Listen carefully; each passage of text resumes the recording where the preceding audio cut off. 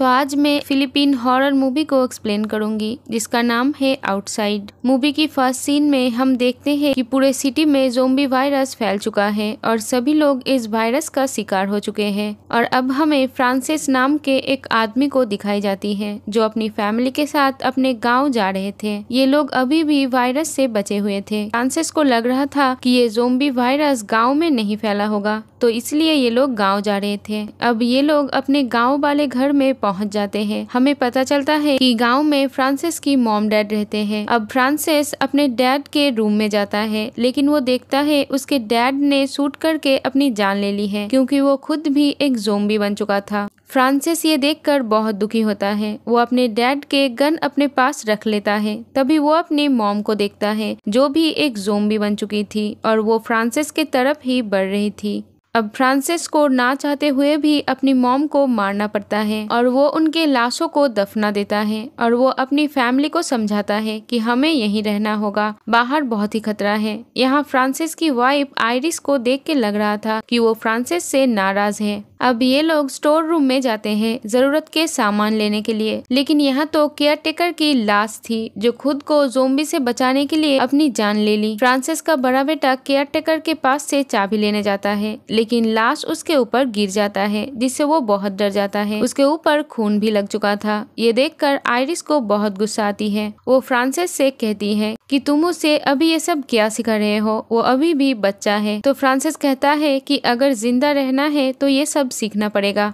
हम देखते हैं फ्रांसिस अपने बड़े बेटे से ज्यादा अपने छोटे बेटे से प्यार करता था। शाम को फ्रांसिस और आइरिस बेसमेंट में जाते हैं जहां फ्रांसिस बहुत घबरा जाता है क्योंकि बचपन में उसके डैड उसे छोटी छोटी गलती पे बेसमेंट में कैद करके रखते थे, पर आइरिस उसे संभालती है। रात को फ्रांसिस का बड़ा बेटा बताता है कि उसके दोस्त ने उसे मैसेज किया था कि वो अपने मॉम डैड के साथ पहाड़ के पास वाले कैंप में जा रहे हैं जो जगह बिल्कुल सेफ है और वहाँ और भी बहुत सारे लोग हैं, तो हमें भी वहाँ जाना चाहिए। लेकिन ये सुनकर फ्रांसिस कहता है कि हम कहीं नहीं जाएंगे, यहाँ हमें किसी चीज की कमी नहीं है, हम यहीं रहेंगे। अब रात को फ्रांसिस को अपने डैड के डरावने सपने आने लगे जिसमें उसके डैड उसे बहुत मार रहे थे, तो अब वो यहाँ से जाने का फैसला कर लेता है। तो अब नेक्स्ट डे ये लोग उस कैंप के लिए निकल पड़ते हैं, लेकिन कुछ दूर जाने के बाद रास्ता बंद था। तो आइरिस बैरिकेड को खोलने जाता है, लेकिन तभी वहाँ एक ज़ोंबी आ जाता है। ये देखकर फ्रांसिस उसे शूट करके मार देता है,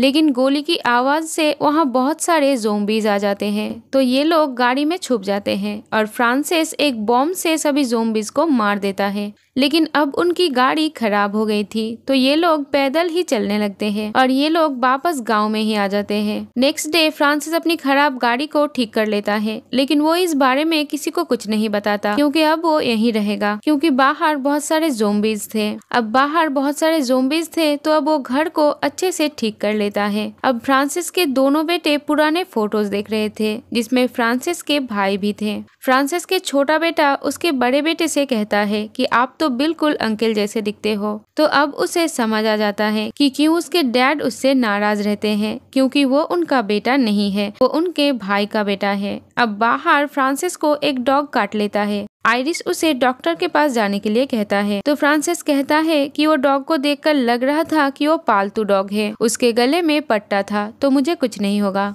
फ्रांसिस का बेटा कहता है कि मैं अपने फैमिली के लिए कुछ करना चाहता हूँ। तो फ्रांसिस कहता है कि क्या तुम हमें बचाने के लिए किसी की जान ले सकते हो? तो कहता है कि हाँ, अपनी फैमिली को बचाने के लिए मैं कुछ भी कर सकता हूँ। तो अब फ्रांसिस उसे गन देता है और सामने शूट करने के लिए कहता है, लेकिन उसका बड़ा बेटा बहुत डरा हुआ था। तभी यहाँ आइरिस आ जाती है, लेकिन तभी वो शूट कर देता है और गोली की आवाज से वहाँ ज़ोंबीज भी आ जाते हैं। तो ये लोग घर की तरफ भागते हैं, लेकिन ज़ोंबीज भी घर तक आ जाते हैं। लेकिन तभी वहाँ कोई गाड़ी लेके आता है और ज़ोंबीज का ध्यान अपनी तरफ करता है, इससे इन लोगों की जान बच जाती है। असल में ये गाड़ी फ्रांसिस की भाई की थी। अब नेक्स्ट डे फ्रांसिस अपने भाई से मिलने जाता है। उसका भाई कहता है कि मैं बस मॉम डैड को देखने के लिए आया था। फ्रांसिस कहता है कि वो तो मर चुके हैं। अब वो उसे एक नक्शा देता है और कहता है कि ये पहाड़ के पास वाले कैंप का नक्शा है। वो कहता है कि मैं भी वहाँ जा रहा हूँ। ये कहकर वो यहाँ से चला जाता है। अब वापस घर आके फ्रांसिस खिड़कियों पर लकड़ियाँ लगा देता है ताकि ज़ोंबीज अंदर ना आ सके। उसका छोटा बेटा खेलते खेलते बेसमेंट में जाता है जहाँ उसे बाहर एक ज़ोंबी दिखाई देता है। ये देखकर वो बहुत ज्यादा डर जाता है, लेकिन तभी आइरिस आके उसे संभालती है।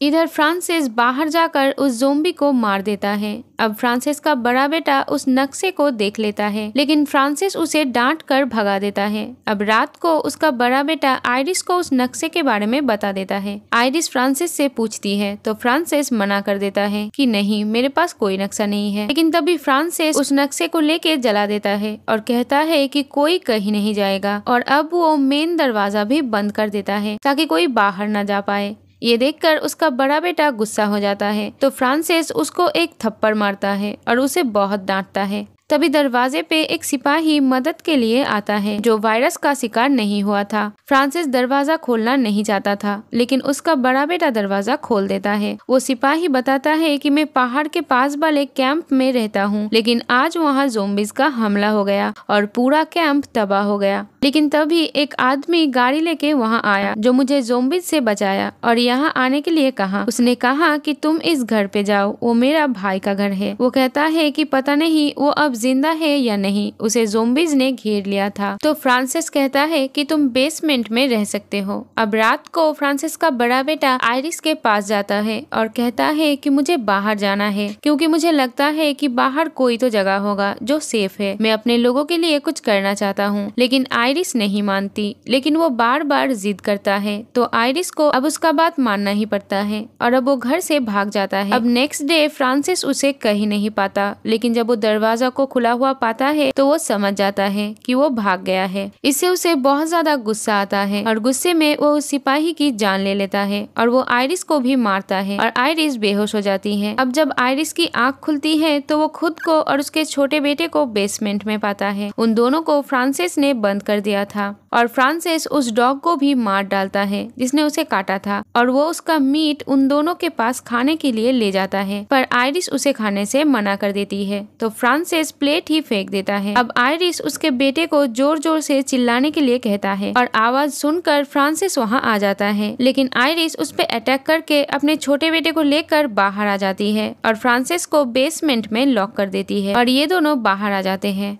लेकिन तभी वहाँ फ्रांसिस का भाई आ जाता है जिसका हालत बहुत ज्यादा खराब था। हम देखते हैं कि अब वो भी ज़ोंबी बन चुका था। वो उन दोनों पर अटैक कर देता है और आइरिस को पकड़ लेता है और उसे काटने ही वाला होता है, लेकिन तभी फ्रांसिस बेसमेंट का दरवाजा तोड़ देता है और बाहर आके अपने भाई को शूट कर देता है। तभी वहाँ पे उसका छोटा बेटा आता है। हम देखते हैं उसे फ्रांसिस के भाई ने काट लिया था, मतलब अब वो भी ज़ोंबी बन जाएगा। ये देखकर आइरिस उसका वो जगह काट देता है ताकि वायरस ना फैले और फ्रांसिस को कहता है कि जल्दी से इसे हॉस्पिटल ले चलो। तो अब फ्रांसिस गाड़ी लेने जाता है जहाँ उसका बड़ा बेटा था। वो फ्रांसिस को खून में लथपथ देखकर वो समझता है कि उसने आइरिस को मार डाला, तो वो फ्रांसिस पर गोली चला देता है। पर जब वो उसके पास जाता है तो फ्रांसिस कहता है कि अगर मेरे वजह से कभी तुम्हारा दिल दुखा हो तो मुझे माफ कर देना। ये देखकर उसका बेटा बहुत दुखी हो जाता है, पर अब वो गाड़ी लेकर घर आ जाता है जहाँ आइरिस अपने छोटे बेटे के साथ फ्रांसिस का इंतजार कर रही थी। और इसी के साथ ये मूवी यहीं पर खत्म हो जाती है।